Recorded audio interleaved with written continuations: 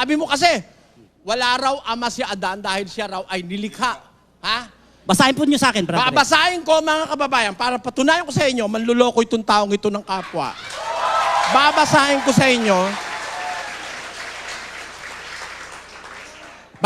sa inyo, lahat ng nilikha may ama, kasama si Adan. Pakinggan nyo, lagay mo sa screen. Malakyas, 2 Gs, pakilagay sa screen. Pakinggan nyo ha. Malakyas, 2 Gs. Ang tagal. Eto, wala baga tayong lahat na isang ama? Hindi baga isang Diyos ang lumalang sa atin? O di lahat ng nilalang may ama? Tanong. Eto, tanong. Si Adan, sabi niya, nilikha. Kaya wala raw ama. Aba, yung nilikha, ang ama nun, yung lumikha, yun ang sinasabi sa Biblia. Sasabihin mo, walang ama si Adan. Napakapangahas mo. Ngayon, lalo ko naniniwala na hindi nga ang Diyos ang nagturo sa'yo. Kulokoy lang ng utak mo yung pinagsasasabi mo. Sasabihin mo, walang ama si Adan. May ama eh. Nababasa nga, Adam was the son of God. O, di ba? Nakasulat. Okay. Sasabihin mo, walang ama. Panluloko Medyo sa kapwa nagkamali tao. po yata kayo ng pagkahulugan dito sa yan. binasa nyo, Brother Eli. Alin? Ano raw? Ang sinasabi po rito, Brother Eli, wala baga tayong lahat na isang ama. O lahat ha? Oh. Lahat kasama ba si Adan dyan? Hindi baga isang Diyos ang lumalang sa atin. O tama. Kaya lahat ng nilikha may ama. Lahat ng nilikha may ama. Kasama si Adan. Tinatanggap mo kanina si Adan nilikha eh. Maliban na lang kung ang paniniwala mo, nilikha ni Adan ang sarili niya.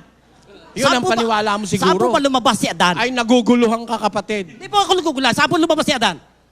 Patatawagin natin siya anak ng Diyos. Ano po? Ano po? Saan po siya lumabas? Dapat ikaw ang sumagot sa tanong ko at huwag mo akong tanungin. Baka wala ka na sa sarili mo. Ikaw ang undercross, hindi ako. Dapat sagutin mo yung tinatanong ko, di mo pa sinasagot hanggang ngayon. Sino ba yung Diyos na nanganak kay Adan? Wala pong Diyos na nanganak kay Adan. Kung mabasa kung si Adan ay anak ng Diyos. Kung mabasa ko, anak ng Diyos si Adan. Basahin po niyo sa akin. Ayan, basahin natin.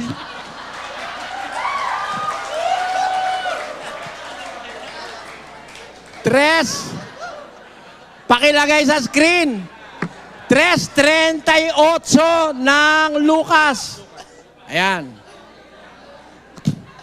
Which was the son of Enos, which was the son of Seth, which was the son of Adam, which was the son of God. Amen. Si Adan, anak ng Diyos. Ang liwaliwanag niyan. O gusto nyo, lagyan natin, i-Hebreo natin yung original na Biblia, ha? Sa 3:30, o sa Griego, 3:38 ng Lucas. Ang sabi rito, si Adan ay, eto, pakikita natin sa screen. Isord. Sa Isord. Yan ang sinasabi rito. Pakilagay sa screen. Mali. Which was the son of Enos, which was the son of Seth, which was the son of Adam, which was the son of God. Tingnan natin kung ano ang paliwanag nung nung Griego dyan, doon sa salitang son of God. Theos yun eh.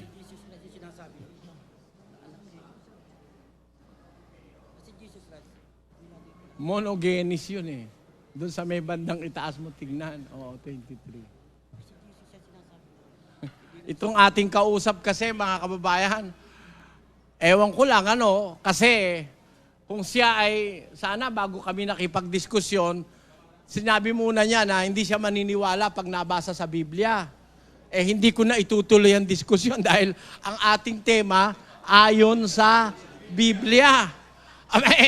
Siya pala hindi naniniwala sa Biblia, nababasa na, which was the son of God. Adam, which was the Son of God. Nag-umpisa yun doon sa huayos. Ayan, pakilagay. Huayos in Greek means a primary word meaning a son. O, kita mo? Adam is huayos of God. O, si Adam is a son of God. Miski sa Grego mo tignan, sa original na wikang ginamit sa pagsulat ng Bagong Tipan, si Adan huayos. Son of God. Ayan na nakasulat sa Biblia. Ngayon, kung ayaw mong paniwalaan, ano na bang oras? Meron pa ba tayong oras? Tapos na po yung cross-examination. Siguro, bigay na lang natin yung tindig ni Brother Eli. Ewan ko, kung gusto nyo pang ituloy kay Ginoong Nalos. Hindi, kailangan maliwanagan natin to. Alam nyo ho, hindi nasusunod yung rules kasi hindi sumasagot si Ginoong Nalos sa tanong. Kasi Dapat naman, under cross-examination kayo, sasagutin nyo kung ano yung tanong ni Brother Eli. Kaya lang hindi ho tayo nagkaganon. Kaya siguro sa pagkakataong ito, bigay na natin kay Brother Eli para maliwanagan natin yung mga iniwang gusot. Sino ba ang huli? Conclusion po kayo po, Brother Eli. Hindi. Nakailan na ba siyang tindig? Nakadalawa na po siya. Ilan ba? Tapos ako. Mhm. Tapos pangalawa ko pa lang. Tapos siya ngayon Second. tapos pagkatapos siya uli. Sige, pagbigyan mo na siya. Sige. Pagbigyan mo siya. Sige po, sabi ni Brother Eli, Gusto ko bigyan kasing natin. maliwanagan ng mga kapatid. Maliwanagan ng mga tao itong ating pinag-uusapan. Mga kapatid, hindi ako naniniwala at ito'y napaka-weirdo. It's weird. It's extraordinary. It's beyond my imagination na ito palang ating kausap, ang kanyang Diyos si Adan. At ang kanyang ama si Adan. Mali po yun, mga kapatid. Yung sabi niya na si Adan daw ang Diyos, si Adan din ang ama, at kaya lang nagkama nung likhain na ang tao at lumitaw na ang mga tao, kaya lang nagkaama. Yun ang sabi niya, sinulat ko lahat sinasabi niya. At ang isa pang sinabi niya, yun daw ama na si Adan, ang tinatawag naman daw na ina ay si Eva. Ayan. Lumalabas, ang may kagagawa ng lahat ng bagay si Adan. Pero sabi niya kanina, si Adan daw ay nilikha ng Diyos. Kung hindi naguguluhan si Mr. Nalos, siguro nawawala siya sa sarili. Bakit?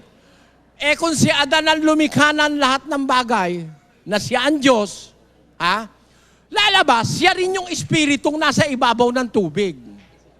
Di ba? Ganun ang labas nun magulo talaga. Isa-isahin po natin, mga kapatid. Ang sabi dito sa Henesis 1:1, nang pasimula ay nilikha ng Diyos ang langit at ang lupa. At ang lupa ay walang anyo at walang laman. At ang kadiliman ay sumasa ibabaw ng kalaliman. At ang Espiritu ng Diyos ay sumasa ibabaw ng tubig. Yan. Yun daw Espiritu ng Diyos na sumasa ibabaw ng tubig, ang sabi niya rito sa ating tema, patutunayan ko na ang Espiritu ng Diyos na nasa ibabaw ng tubig sa Henesis 1:2 ay ang Diyos na lumikha ng lahat ng langit at lupa ayon sa Biblia. Yan ang paksa na aming pinag-uusapan, tinututulang ko. Bakit po ako tutol na yung Espiritu ng Diyos, yun ang lumikha ng langit at lupa at ng lahat ng bagay? Na yun ang nasa ibabaw ng tubig. Bakit po ako tutol? Itutuloy ko lang po ang basa. Ano po? At ang kadiliman ay sumasa ibabaw ng kalaliman at ang Espiritu ng Diyos ay sumasa ibabaw ng tubig. Kung ang Espiritu ng Diyos siya mismong Diyos, ang Diyos po'y liwanag Asan man ang Diyos, nandun ang liwanag. Magiging mali ang deklarasyon ni Moises na nasa ibabaw ng kalaliman ang kadiliman. Ang tinieblas or darkness is upon the face of the deep. When God is upon the face of the water, then darkness must not be upon the face of the deep. Bakit? Kasi ang Diyos ay liwanag. Pakinggan nyo sa 1:5 ng unang Juan. At ito ang pasabing aming narinig sa Kanya at sa inyo'y aming ibinabalita na ang Diyos ay ilaw at sa Kanya'y walang anumang kadiliman. Tanyo? Kaya kung asa ng Diyos, walang kadiliman doon. Kung ang Diyos mismo, yung Espiritu ng Diyos na nasa ibabaw ng tubig, siya mismo yung Diyos, bakit may kadiliman doon sa ibabaw ng kalaliman sa tubig? Dapat pagkaliwanag ng tubig at saka yung ibabaw ng kalaliman. Dahil andun ang Diyos. Yan, isang pag-aaralan nyo yan. Tapos, at sinabi ng Diyos, magkaroon ng liwanag. O, tanyo na, nakikinig ho ba kayo? Di talagang walang liwanag dun sa ibabaw ng tubig. Kung may liwanag na ron, at yung Diyos na liwanag ang nandun sa ibabaw ng tubig, bakit naman kaya sinabi pa ng Panginoon na magkaroon ng liwanag? Ano siya, nasisiraan ng bait? Andun na siya, magkaroon pa ng liwanag dun sa ibabaw ng lupa. Magkaroon ng liwanag. Ibig sabihin, walang liwanag nung oras na yon. Dahil ang nandoon lang sa ibabaw ng tubig, yung Espiritu ng Diyos at hindi ang Diyos. Naintindihan nyo, mga kapatid? Tuloy. Tuloy natin. Tuloy. At tinawag ng Diyos, at nakita ng Diyos ang liwanag na mabuti, at inihiwalay ng Diyos ang liwanag sa kadiliman. At tinawag ng Diyos ang liwanag na araw, at tinawag niya ang kadiliman na gabi, at nagkahapon at nagkaumaga ang unang araw. Yan. Therefore, pagkalikha ng Diyos ng liwanag, pag sinabi niya magkaroon ng liwanag, inihiwalay ng Diyos yung liwanag sa dilim. Yung liwanag tinawag niyang araw at ang kadiliman ay tinawag niyang gabi. Ano ang nangyari sumunod? Tuloy po natin. At sinabi ng Diyos, magkaroon ng isang kalawakan sa gitna ng tubig at mahiwalay ang tubig sa kapwa tubig. At ginawa ng Diyos ang kalawakan. Ano po ang ginawa ng Diyos sa kalawakan? Sabi niya, magkaroon ng kalawakan.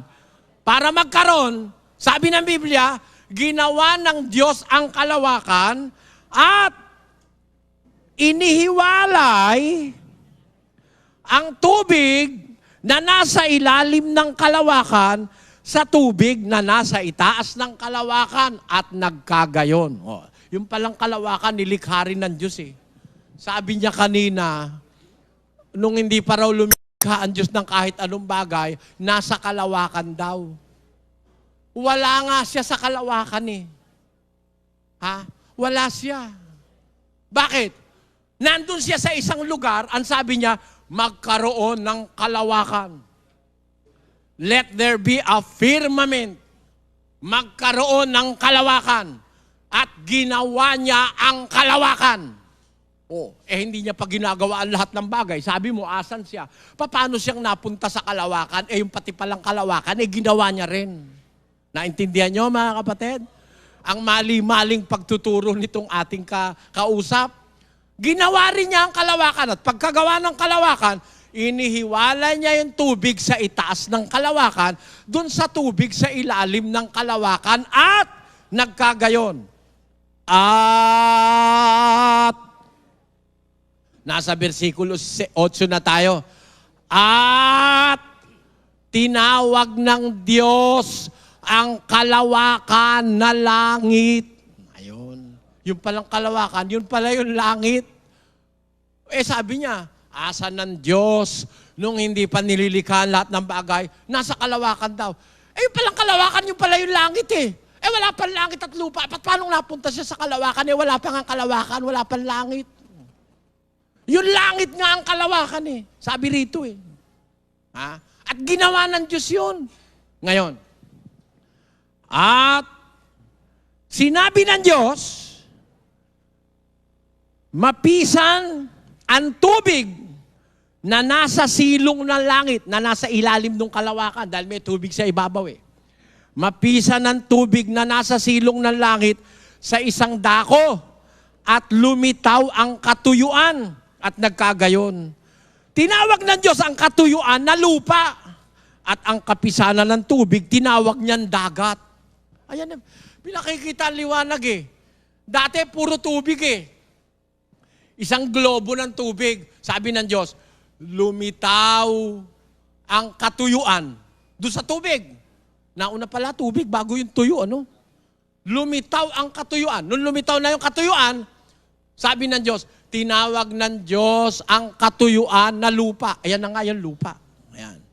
At ang mga tubig, tinawag niyang dagat. Ayan. Di ba maliwanag yan, mga kapatid?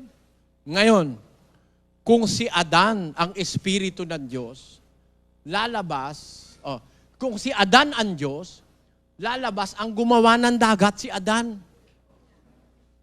Ha? Matanda pa si Adan sa dagat.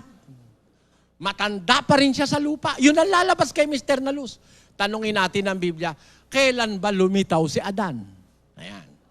Lulundag na ako dahil mahaba, wala na akong oras. Ba't ba naman nakipagtema kayo ng 10 minutos? Dapat 1 oras ang isang tindig. Pakinggan nyo. At 26 na, sinabi ng Diyos, lalangin natin ang tao ayon sa ating larawan, ayon sa ating wangis, at magkaroon. Yung bang salitang magkaroon, meron na, wala pa. Very good. Buti pa kayo, naintindihan nyo. Wala kayong tinanggap na pahayag, pero naintindihan nyo. Ang sabi, sinabi ng Diyos, lalangin natin ang tao at magkaroon sila ng kapangyarihan sa mga isda sa dagat, sa ibon sa himpapawid, sa mga hayop at sa buong lupa at sa bawat nagsisiusad sa ibabaw ng lupa. At nilalang ng Diyos ang tao ayon sa kanyang sariling larawan, ayon sa larawan ng Diyos, nilalang niya sila na lalaki at babae. Ayan. Tapos, nalalang na ng Diyos ang tao. Bibigyan niya ngayon, magkakaroon ng kapangyarihan sa isda, sa dagat, sa etc., etc. Ngayon, sino ba itong tao na nilalang ng Diyos na bibigyan niya ng kapangyarihan sa mga isda, sa ibon, etc., etc.? Ito. At nilalang ng Diyos ang tao ayon sa kanyang sariling larawan, ayon sa larawan ng Diyos niyan, nilalang niya sila na lalaki at babae. Ayon. At sila'y binasbasan ng Diyos. At sa kanila'y sinabi ng Diyos, kayo'y magpalaanakin, magpakarami, at kalatan ninyo ang lupa, at inyong supilin, at magkaroon kayo. Wala pala talaga, no? Magkaroon Magkaroon kayo ng kapangyarihan sa mga isda sa dagat, sa ibon, sa himpapawid, sa bawat hayop na gumagalaw sa ibabaw ng lupa. At sinabi ng Diyos, narito, ibinigay ko sa inyo ang bawat pananim na nagkakabinhi na nasa ibabaw ng balat ng lupa at ang bawat punong kahoy na may bunga sa punong kahoy na nagkakabinhi sa inyo ay magiging pagkain. At sa bawat hayop sa lupa, at sa bawat ibon sa himpapawid, sa bawat nagsisiusad sa ibabaw ng lupa na may buhay, ay ibinigay ko ang lahat ng pananim na sariwa na pinakapagkain at nagkagayon. At nakita ng Diyos ng lahat ng kanyang nilikha, narito, napakabuti, at nagkahapon at nagkaumaga ang ika-6 na araw. Kailan po lumitaw si Adan? Ika-6 na araw. Paano kung siya yung Diyos, paano niyang nalikha yung kalawakan, ika-6 na araw pa lang pala siya nagawa? Sige, mag-isip kayo mga kapatid. Pag hindi kayo naloko,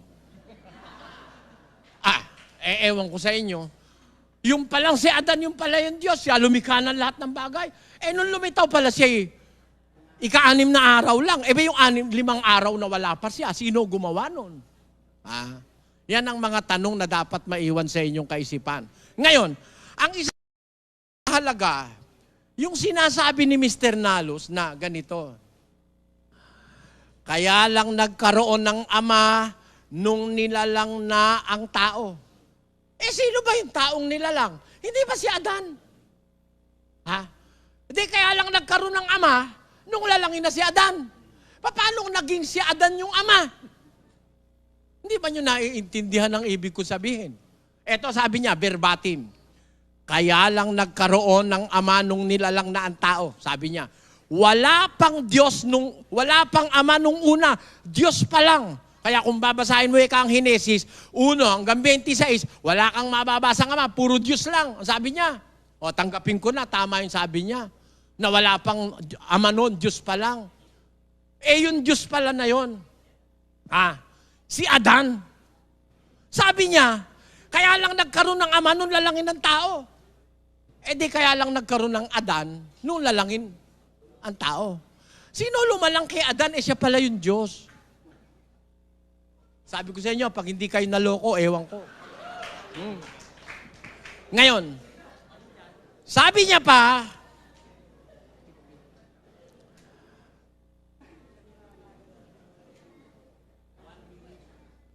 wala pang ama nang hindi pa nalilikha ang tao. Sinulat ko verbatim eh. Eh sino ba naman ang tinatawag na ina? Binasa niya ang Henesis 3:20. At ang Henesis 3:20 na binasa niya, ang sabi ay ganito sabi, at tinawag na Eva ng lalaki ang kanyang asawa sapagkat siya ang naging ina ng lahat ng mga nabubuhay. Ayan. Kaya ang ina raw si Eva. Ang ama si Adan. Kaya pala kagabi sinasabi niya nung sabihin ng Panginoon, Cain, asa ng iyong kapatid. Ba't ako ba gwardiya ng kapatid ko? Kaya pala pinipilit niya na yung nagsasalita ron si Adan. Kasi ang paniwala niya, yung ama si Adan at ang ina si Eva. Ayan. Ngayon, kung ang ama ay si Adan, nung mamatay si Adan, bakit buhay tayo? Hindi ba yung ama na Diyos yun na nagbibigay ng buhay? Basahin natin sa 17:24 ng Gawa. Ang Diyos na gumawa ng sanlibutan at lahat ng bagay na naririto. Siya palibasa ay Panginoon ng langit at lupa, ay hindi tumatahan sa mga templong ginawa ng mga kamay. Ni hindi rin naman pinaglilingkuran siya ng mga kamay ng mga tao na para bagang siya ay nangangailangan ng anumang bagay. Yamang siya rin ang nagbibigay sa lahat ng buhay at ng hininga at ng lahat ng mga bagay. Eh nung mamatay si Adan, bakit may buhay pa? Eh yung palang tagapagbigay buhay, patay na. Ay, napakagulo niyang paniniwala mo, Mr. Nalos. Hindi ko alam kung saan mo kinuha yan. Dapat itapon mo na yung Biblia mo at ikaw ay mangaral na lang ng walang Biblia. Kasi wala sa Biblia yun eh. Ang ama na siyang Diyos nagbibigay sa lahat ng buhay, ng hininga, lahat ng bagay. Eh meron ba tayong hininga ngayon? Meron. Eh asa na? Patay na yung ama natin, si Adan. Paano tayong may buhay pa? Eh siya nagbibigay ng buhay.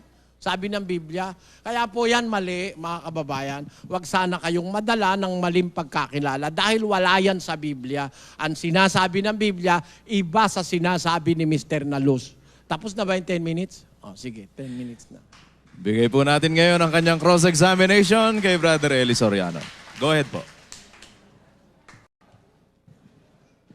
Sige po, ang cross-examination ninyo, Ginoong Nalos.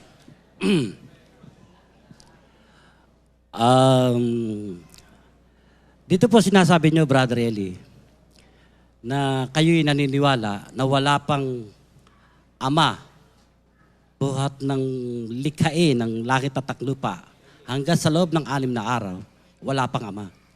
Wala akong sinabing ganun, ikaw may sabi, no? At sabi, nanon po, naniniwala na po. Sabi ko, ang ama na mula pa ng walang pasimula. Yun po sinasabi nyo. So, madaling sabi, naniniwala na kayo, buhat ng binasa, basahin doon sa 1:1 ng Henesis, hanggang doon sa 6 na araw na mayari ang lahat ng bagay.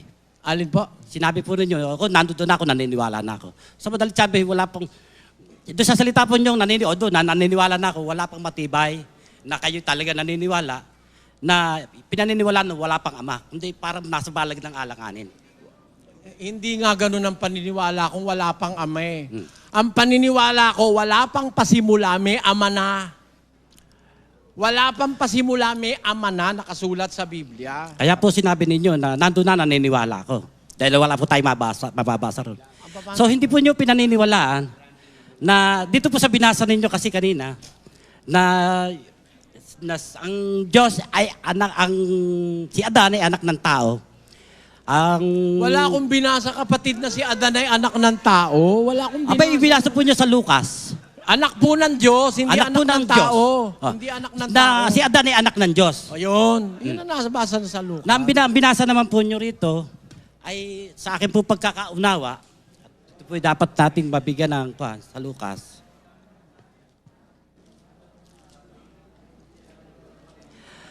Na ang nasusulat naman po dito, ang binabanggit po dito si Jesus. Na mababasa natin dito, ito po sa 3 ng Lucas 23. At si Jesus din, nang magpasimula siyang magturo, ay may gulang na 30 taon na anak. Yung po nilalagay dito, 30 taon na anak. Sa madalit sabi, ang edad niya ay 30 taon. Ayon sa sinasambantaha ni Jose. Hanggang doon sa binasa nyo, believe nga po ako sa inyo, natandaan nyo lahat ng pangalan nito, ang dami. Hanggang doon sa, dumating hanggang dito sa Diyos. Sinasambantaha po nakalagay dito, hindi po sinasabi dito anak, kundi kapatid, mali. nagturo ng may. Kaya sinasabing sinasapantaha dahil yung ang sapantahan ng tao, anak siya ni Jose, pero hindi siya anak ni Jose dahil nung magbuntis si Maria, hindi pa sila nagsisiping ni Jose. Kaya nakalagay yang ayon sa sinasapantaha. Ang pagkakaunawa ko lang po dito, kaya tinawag na ganun, magbuhat doon sa kay Jose na ipinanganak ang nating Panginoon, magmula yan doon kay Adan. At dahil sa pinagmulan, mula tayo sa Diyos, ay binanggit po ninyo na pati si Adan ay anak ng Diyos. Dito pa po sinasabi, kayo na rin po nagbasa, na sa Genesis 1:26, nilalang ng Diyos, nilalang ng tao ayon sa kanyang wangis at larawan. Hindi po ipinanganak. Kasi kung pinanganak, dapat meron siyang babae na lumabas sa sinapupunan ng babae. Ano, tanong nyo? Dahil ang sinasabi po ninyo, Ano po tanong nyo? ang sinasabi po ninyo, Hindi yung sinasabi ko, kundi yung tanong nyo, dahil ako po ay sa cross ngayon. Hindi ba cross ako ngayon? ang tanong ko po sa inyo,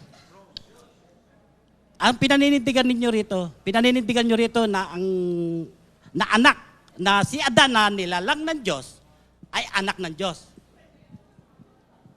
Yan po ba pinaninindigan ninyo riyan? Yun po nakasulat dyan sa talata. Kasi naman po, nakalagay dito, nilalang, hindi po pinanganak. Wala pong nilalang sa Lucas 3:23. Hindi, dito po sa yung nilalang ang tao. Ayon sa wangis at pero sa larawan. 3:23, yung nilalang na yun sa Genesis, dito po tao na tinatawag po na ama ay na anak ng Diyos yun. Dito po tao na, dahil si Kristo po pinanganak ng tao Mula kay Jose. Kaya nga po tinatawag na anak ng Diyos si Adan dyan sa Lucas. Bagaman siya ay nilikha ng Diyos, siya ay tinatawag na anak ng Diyos. Yon. Ang katunayan, kahit na po si Kristo, tinatawag din na anak ng Diyos. Nasa Biblia po. Kahit tayo, tinatawag din tayong mga anak ng Diyos. Kahit anghel, ang anghel tinatawag po sons of God. Kahit sila'y nilalang, walang babae, tinatawag silang mga anak ng Diyos, sons of God.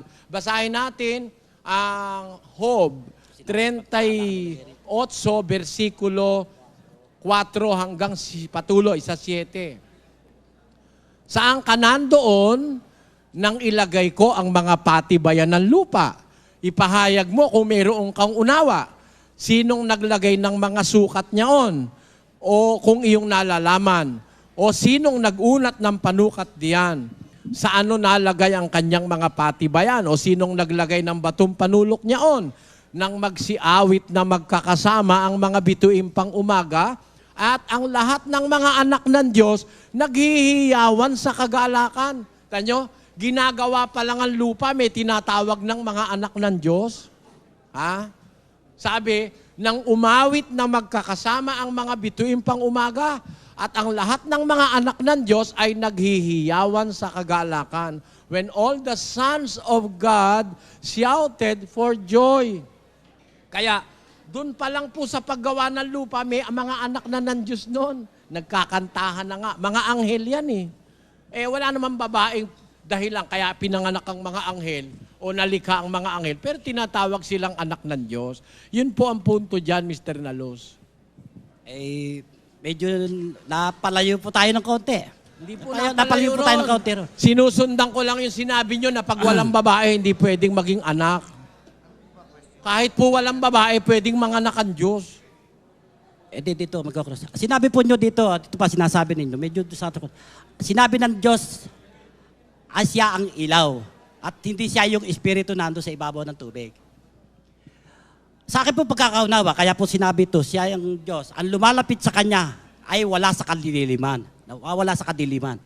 Dito po, ang pagkakaintindi po, hindi po siya yung talagang makikita natin siyang ilaw. Kundi siya, ang lumalapit sa Diyos, ay nawawala sa kadiliman. Kung mabasa ko ba siya ilaw, diretso? Sinasabi lang po yun. Ay, nako, Dahil sa kayo kanya, naman ang pala lumalapit sa kanya, sinasabi na nawawala sa ayaw nyo kadiliman. pang maniwala. Yung paniniwala po yun. Ang ibig nyo ba sabihin, sinasabi na ayaw nyo pang maniwala. Kung siya, Siya nga ang ilaw sabi kaya nga ayaw po, nyo pang maniwala. lumikha po siya ng liwanag, ng pati araw, nilikha niya. Bakit siya Paano lumikha po siya ng liwanag? Kasi wala siya dun sa lugar na yon, madilim doon, kaya nilagyan niya ng liwanag. Tingnan ninyo ngayon, ang Diyos nasa langit, di ba? Sasabihin nyo, ang Diyos nandito. Ang Diyos nasa langit, bakit dito madilim? Kaya nga kailangan natin yung mga spotlight na yan Ay, nasa po ba langit? Ando sa langit po, sa taas. Ang langit po yung kalawakan, hindi po yung... Mali po kayo dyan. Tatlo po ang langit. Tatlo ang langit. Ang Diyos nandun sa ikatlong langit. Baka hindi nyo alam, Mr. Nalos. Hindi basta kalawakan, yun ang langit na kinaroroonan ng Diyos. Tatlo po ang langit. Pakinggan nyo, babasahin natin. Ikalawang Korinto 12, versikulo 3. Basa. At nakikilala ko ang taong yan, maging sa katawan o sa labas ng katawan, ewan ko, Diyos ang nakakaalam na kung paanong siya inagaw sa paraiso, nakarinig ng salitang di masayod na hindi nararapat salitain ng tao. Tapos, sa 3, o sa 2, na nakikilala ko ang isang lalaki kay Kristo na mayroong 14 na taon. Maging sa katawan, aywan ko. Maging sa labas ng katawan, aywan ko. Diyos ang nakakaalam na inagaw hanggang sa ikatlong langit. Kita nyo, ikatlong langit. Meron langit, madami. Hindi basta kalawakan langit na lahat ni ando ng Diyos.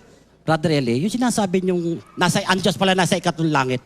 Di ko yung kanina sinasabi, wala dito sa mga tao nito ang Diyos. Nasa ikatlong langit. Ang Espiritu ng Diyos na pwede po sumatao.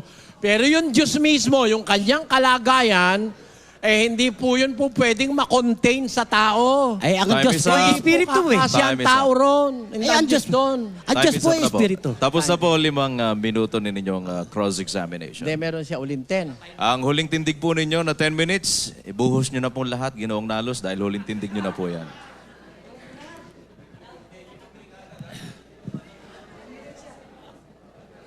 Unang-una, nagpapasalamat ako sa pagkakataong binigay po sa akin ni Brother Eli para makaharap dito.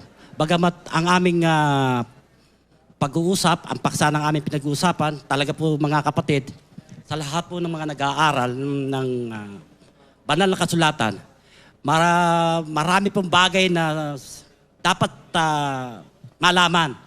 Kaya nga po sinasabi dito sa banal na kasulatan, inyong saliksikin ang aklat ng Panginoon. Pagkat doon ay may mga bagay na napakahirap unawain na siyang kinasisinsay ng iba. Kaya po marami pong mga bagay na dapat nating alamin dito sa kasulatan nito. Na hanggang ngayon po, kami dalawa ni Brother Eli, bagamat ako'y humahanga sa kanya, simulat sa pool, nang kami, na siya'y mapakinggan ko sa radyo hanggang makita ko ng personal. Totoo lang po, sasabihin ko sa inyo, sa panaginip ko lang po napakakayakap si Brother Eli. At lahat po ng kanyang ginagawa, naniniwala po kung napakaganda.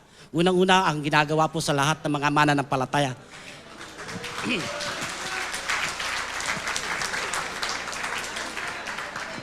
At sa pagkakataon pong binigay niya sa akin ito, ang hangad ko po rito, hindi po akiting kayong lahat. Kundi hindi lang po na kami nagkaintindihan ni Brother Eli. Siguro napapansin po ninyo, medyo may may mga puntos ako, may puntos din po siya. Bagamat,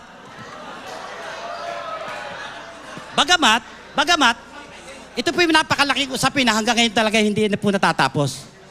At ako po yung naniniwala na ang nais ko lang pong mangyari, kaya po ako naririto ngayon, at ito'y tinatatag ko, upang magkaroon ng sama-samang pananampalataya sa iisang Diyos. Yan po lang ang aking hangarin.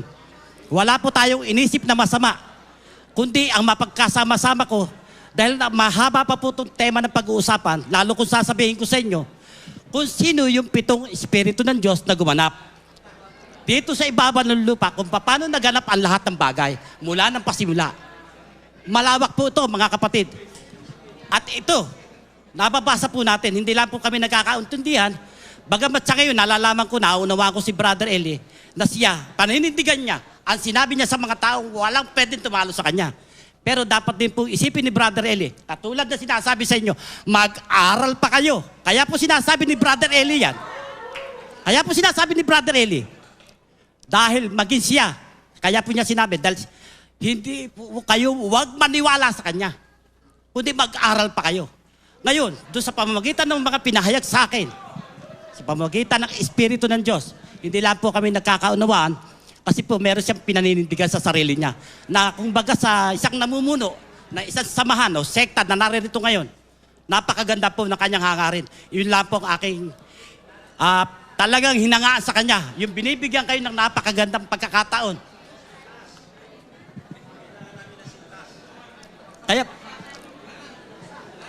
Kaya dito sa paksa namin pinag-usapan, mga kapatid, itong tungkol dito sa Ama, na sinasabi ni Brother Eli na simulat sa Paul na siya na akin naman sinasabi na nagkaroon lang ng Ama noong lilikha na ang tao. At sinasabi din po niya na ang Diyos na lumikha, sinasabi po niya, siya na yung Ama na yun. Na hindi naman po niya mapaliwalaan sa akin na kaya tayo nagkaroon ng Ama sa pamamagitan ni Adan. Dahil kung si Adan tinawag niya na Ama, si Eva na isang ina na pinagmulan ng lahat, siya po naging asawa ni Adan. Kaya po tayo nagkaroon ng isang Ama. Yun po ang aking pinaninindigan. Sa oras na ito, hanggang sa ako'y mamatay na, pagkat yun po ang ipinahayag sa akin.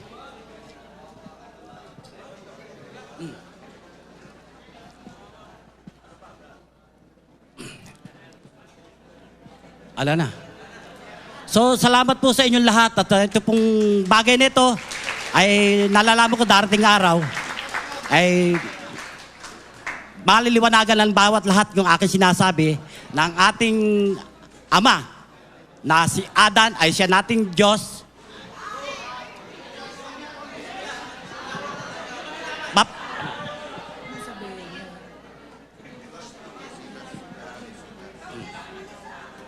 Para basahin ko po sa inyo, ito po yung sinasabi na kung paano po yung ginawa ng Diyos, ng Ama kay Jesus Christ.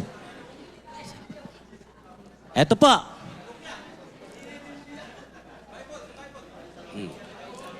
Hindi.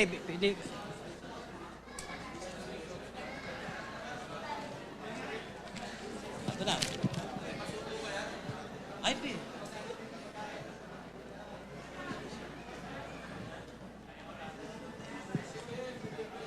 Dahil po dito sinasabi, tingnan po ninyo.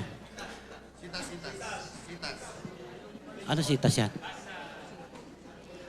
Ito po sinasabi sa 1 ng Timoteo 2, ang talata 13. Si Adam ang siyang unang nilalang, saka si Eva. Na walang ama, walang ina. Walang tandaan ng lahi. So sinasabi po rito, walang ama, walang ina. Sinasabi po ng ating kapatid na Eli, anak ng Diyos. Ito po yung talata, mababasa po natin sa Hebreo 7, ang talata 3, na walang ama, walang ina, walang talaan ng lahi. Ang liwanag po. At dito pa naman po sinasabi, Hebreo 7, talate 3. Ha? Ano na? Na, dito po, ulitin ko po sa inyo. Hebreo 7, ang talate 3. Na walang ama, walang ina, walang tandaan ng lahi, at walang pasimula ng mga araw, ni katapusan ng buhay. Mabuhay man. Datapot, naging katulad ng anak ng Diyos ay nananatiling saserdote magpakailanman. Na siya ang larawan ng Diyos na di nakikita, ang panganay sa lahat ng nilalang. Sino po ba yung panganay? Hindi po ba si Adan? Ito po yung mababasa natin sa Kolosas 1, ang talatay 15. Hindi, ito na. Kasi sa Kolosas, ito po, basahin po natin. Sa Kolosas 1, ang talatay 15. Na siya ang larawan ng Diyos na di nakikita, ang panganay sa lahat ng nilalang. At dito po sa Kolosas 1:17, at siya ay una sa lahat ng bagay. At ang lahat ng mga bagay ay nabubuhay dahil sa Kanya. At sa Juan 1, ang talate 3, ang lahat ng mga bagay ay ginawa sa pamamagitan niya, at aliman sa lahat ng ginawa ay hindi ginawa kung wala siya. Ang binabanggit po dito siya ay si Adan.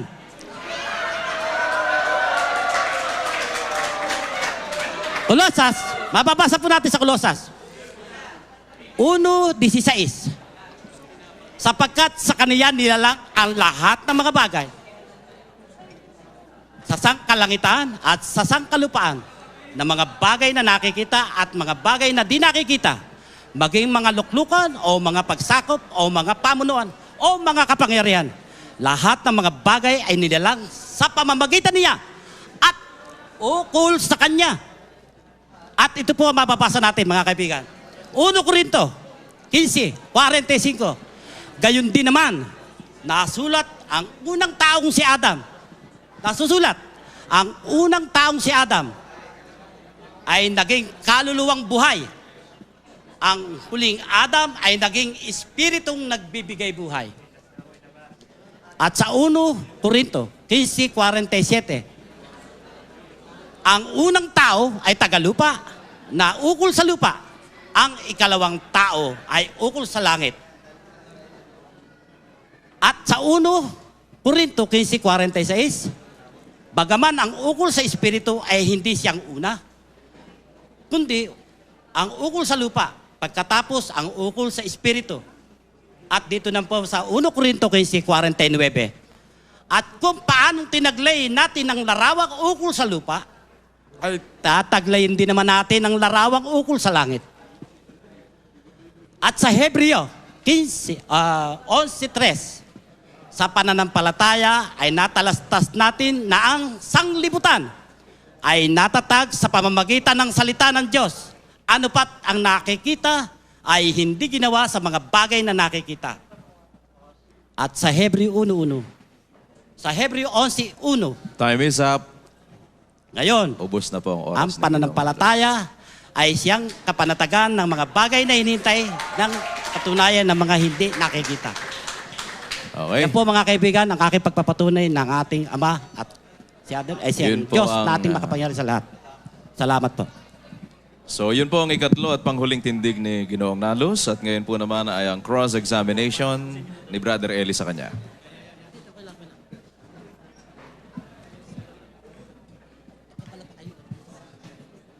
Kapatid Nalos, sino po ang sinasabi nyo na may binasa kayo? Saan nyo po binasa yung panganay sa lahat ng nilalang?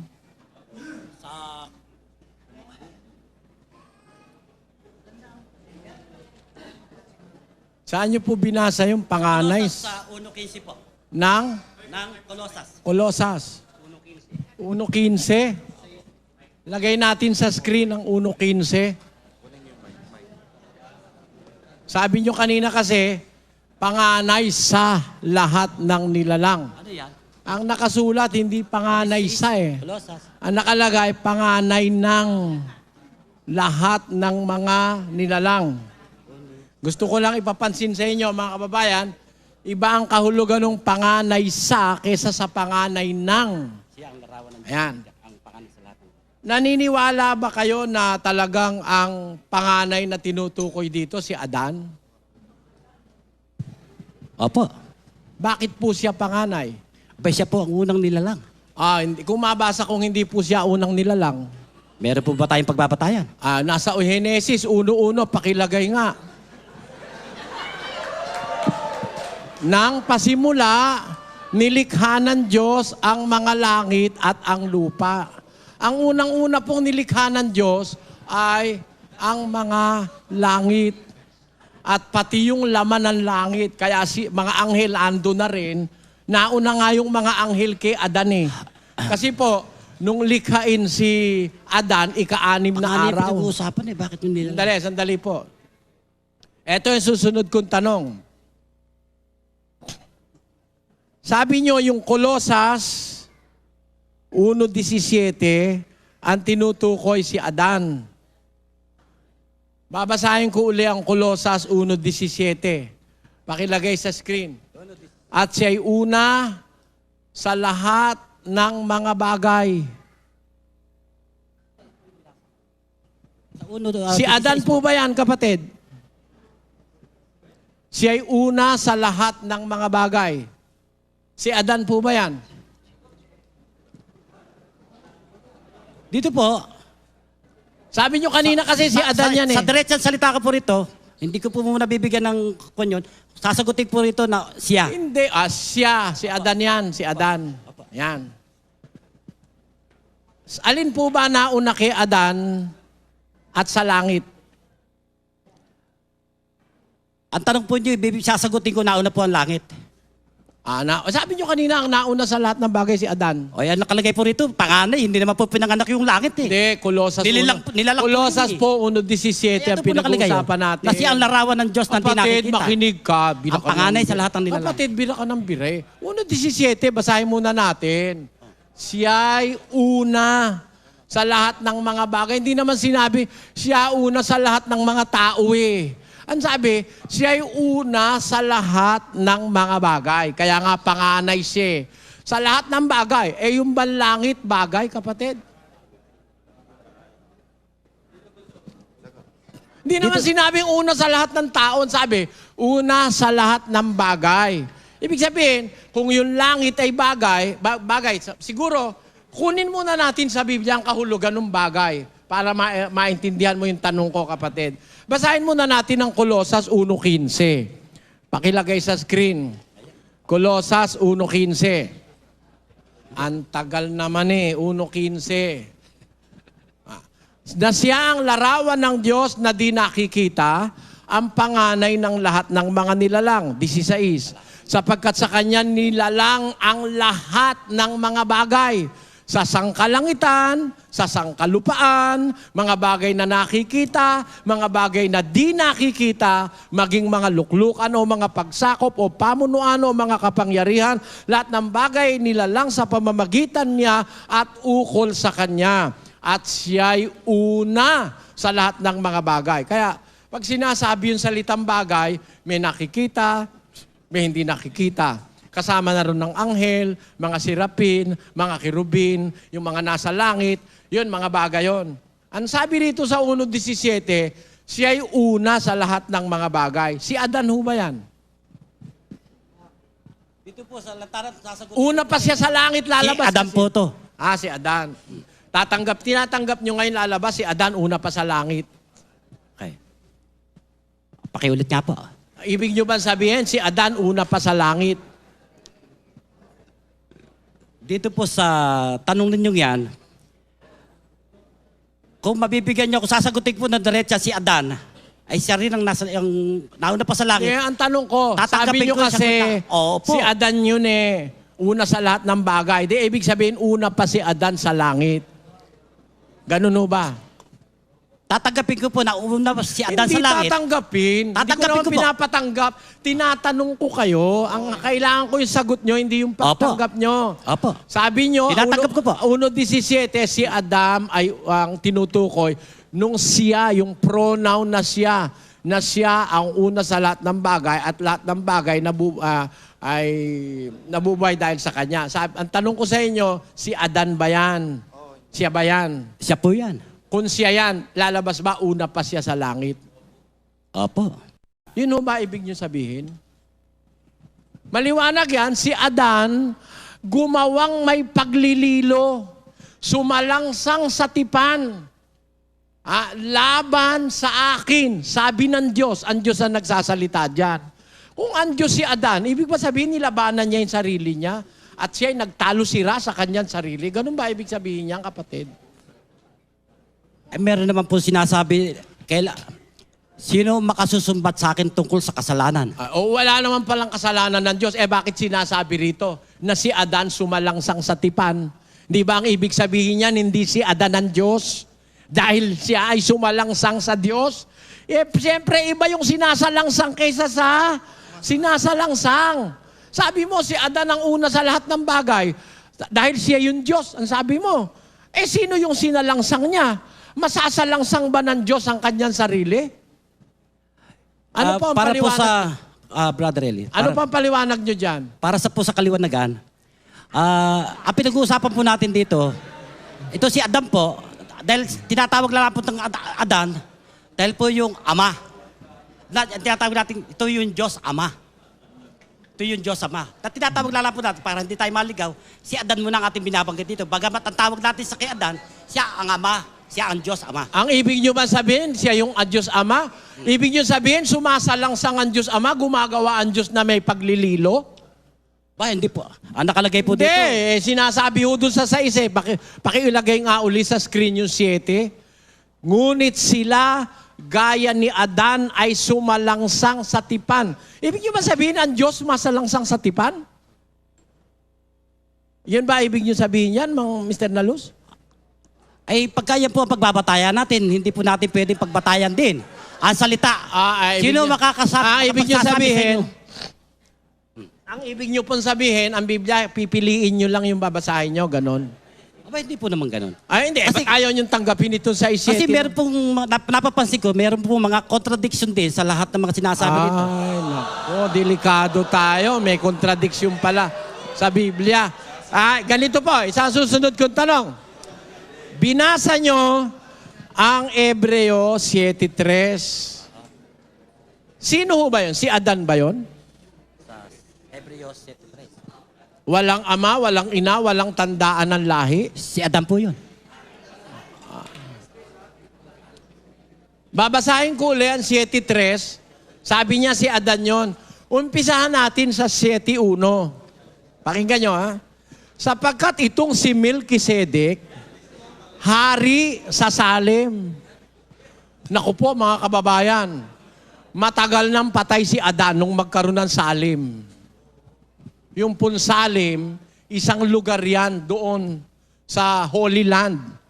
Ito ang wikang si Melchizedek, hari sa Salem, saserdote ng kataas-taasang Diyos, na siyang sumalubong kay Abraham. Biro mo ilan sa alin na ng lahi pala nung itong si Melchizedek.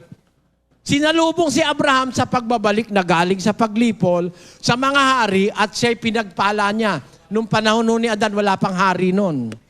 Ito, si Melchizedek, lumipol na sa mga hari ito nung masalubong si Abraham sa 2. At siya naman binahagi na ni Abraham ng 10 bahagi ng lahat na kung sasaysayin una-una, siya'y hari ng katwiran, saka hari naman sa Salem, na sa makatwid ay hari ng kapayapaan, na walang ama, walang ina, walang tandaan ng lahi, walang pasimula ng mga araw, ni katapusan ng buhay. Wala rin palang katapusan ng buhay ito eh. Tingnan nga natin si Adan kung walang katapusan ng buhay. Sa Henesis Kapitulo 5 at versikulo 5. At ang lahat ng araw na ikinabuhay ni Adam, 930 taon. at siya'y namatay. Oh. Paanong nangyari? Maliban na lang na nahihibang ang sumulat ng Henesis, kagaya ng nahihibang na nakabasa ngayon, para pasabihin na si Adan yun, ang sabi, si Adan namatay ng 930 years. Si Melchizedek, walang ama, walang ina, walang tandaan ng lahi, walang pasimula ng araw, at walang katapusan ng buhay. Paano yun? Makasingit po ako. Sige po. Sino po ba ang kinikilala niyong Diyos? Yung pong ama ng Panginoong Jesus. Yung ama ng... Sa bagay, hindi ko kayo dapat tanungin Dahil ako dapat magtanong sa inyo, you are under cross Kaya lang, gusto Ako niyo po makasingit, baka sabihin niyo naman, hindi ako mabait. Ako po natutuwa at sinagot po niyo yung ama ng Panginoong Jesus. Ngayon, ang tanong ko po uli sa inyo, yung sinabi niyo kanina, binasa niyo ang salita ng unang Korinto 15:45. Pakilagay sa screen.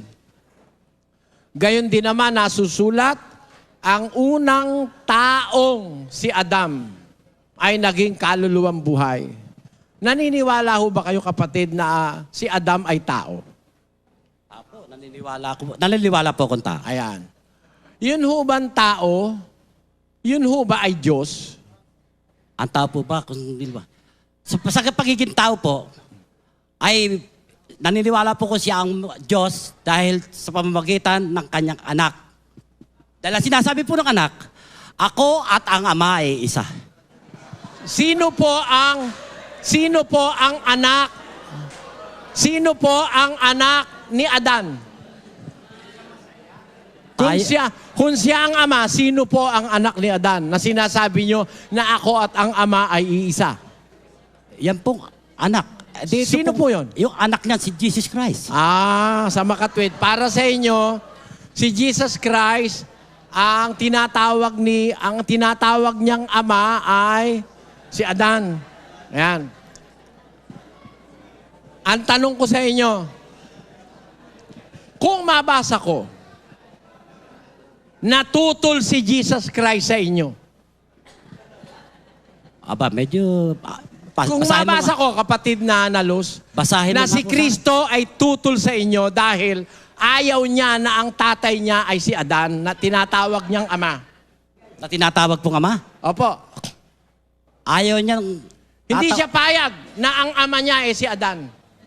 Basahin niya po niyo sa akin. Babasahin ko. Santiago 1:17, pakilagay sa screen. Ang bawat mabuting kaloob at ang bawat sakdal na kaloob ay pawang buhat sa itaas na bumababa mula sa Ama ng mga ilaw na sa Kanya'y walang pagbabago ni kahit anino man ang pag-iiba. Yan po ay tinuro ni Kristo kay Santiago. Yung palang Ama, hindi nagbabago, hindi nag-iiba-iba. Si Adan ho ba nagbago? Nagbago ba? Nagbago? Si Adam po. Si Adam po, sinasabi niyo nagbago. Nagbago ba si Adan? Nung mamatay na po siya, nagbago po dahil wala na po siya. Hindi siya yung ama ng mga ilaw. Dahil wala na po siya sa lupa, nasa langit na po siya. Kaya nga, hindi siya yung ama ng mga ilaw. Ito po. Hindi siya ang ama ni Kristo. Ito po. Ito pakinggan nyo kapatid. Yung salita nyo kanina na ang unang taong si Adam ay naging tao. Kaluluwang buhay. Ang unang taong si Adam naging kaluluwang buhay. At ang huling Adam ay naging espiritong nagbibigay buhay. Sino ba yung huling Adam? Yan po ang Jesus Christ. Ang unang Adam, kaya ka po sinabi niya, ako at ang ama ay isa. Maliwanag po ba? Ang ibig ba sabihin yung una na si Adam, sabi nyo, ang unang tao at siya ay iisa? Ibig ba sabihin, kung si Kristo ang ikalawang, ang huling Adam, iisa ba sila? Tama po sila. Tumpak po kayo. Saan po sila iisa? Bilang isang Diyos na makapangyarihan sa lahat. Saan sila iisa? Saan po? Bilang Diyos na makapangyarihan sa lahat. Iisa siya. Ano?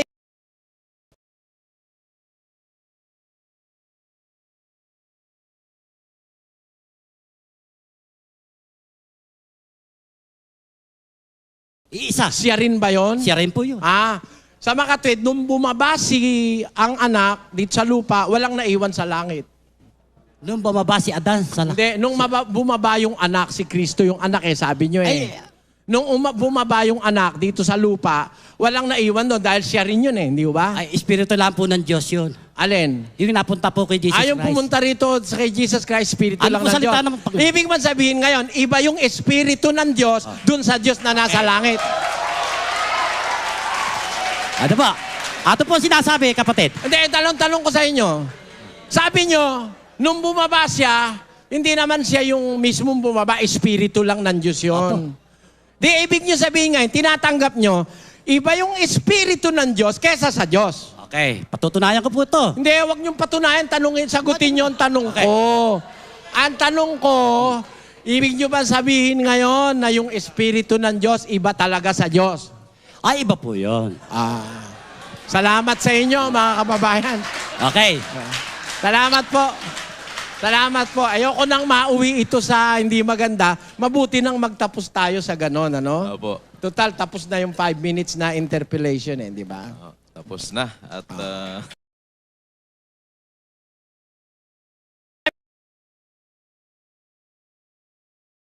Salamat po sa inyo, mga kapatid.